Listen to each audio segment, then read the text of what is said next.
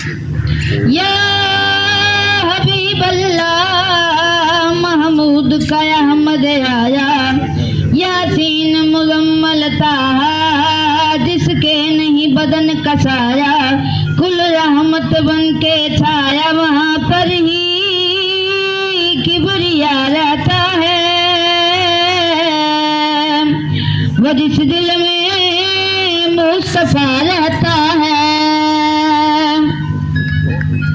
इस्लाम की फतह को बदरो हुनैन समझो, ख्वाहिश है मुस्तफा की मुझको हुसैन समझो। इस जात से जात खुदा भी पढ़ता है नात खुदा भी, इनकी काली जुल्फों से लेता है रात खुदा भी। तू क्यों इसको सोचता रहता है,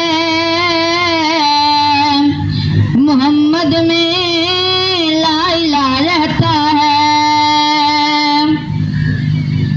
झूठे खुदा का रब मकसद है खौफ देखो, इनके नजूल से हर काफिर की मौत देखो, इनके नजूल से हर काफिर की मौत देखो। ईमान इसी के सहारे, कुरान इसी के सहारे, तौहीद की इस दुनिया में पहचान इसी के सहारे। तू क्यों दर दर ढूंढता रहता है, मोहम्मद तो करबला रहता है।